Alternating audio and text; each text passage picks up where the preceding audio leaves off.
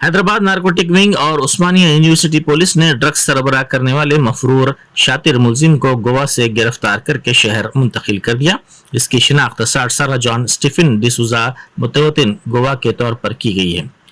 Police ने बताया कि 16 अगस्त को मुनशियात फरोख्त करने वाले नारायण गौर उर्फ बाबू को हबशीगोड़ा इलाके में मुनशियात फरोख्त करते हुए हैदराबाद नारकोटिक विंग ने उस्मानिया यूनिवर्सिटी के साथ मिलकर गिरफ्तार किया था, जिसके पास से मुनशियात जब्त की गई थी।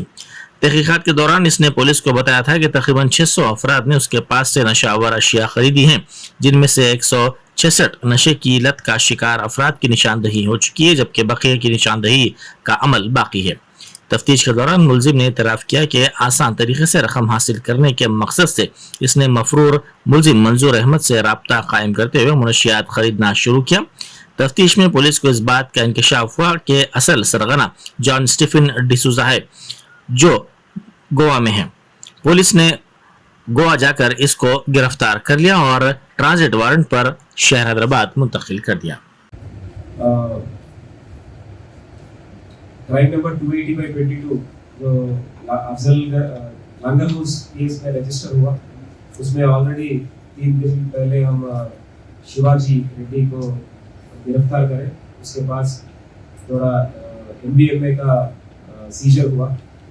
उसमें उसकी कन्फेशन में 2 लोगों का नाम बताया, सुमन और एंथनी अलियास मसाले। ये घाना कंट्री का है। सुमन नेल्लूर का है और ये मसाले एंथनी से ये MDMA ड्रग परचेज करके हैदराबाद को सप्लाई करता था। और एक क्रेडिबल इंफॉर्मेशन पे हम एंथनी अलियास मसाले और सुमंत को गिरफ्तार करें। इन लोगों के पास 17 ग्राम का MDMA, 2 सेलफोन और 3000 कैश का बरामद किया है। इसलिए इस पूरे ऑपरेशन में inspector Ramesh Reddy HU, SI वेंकटरामुलु HU और K श्रीनिवास इंस्पेक्टर लंगर हाउस और उनका स्टाफ इन्वॉल्व हुआ। इनको मैं अप्रिशिएट करता हूँ।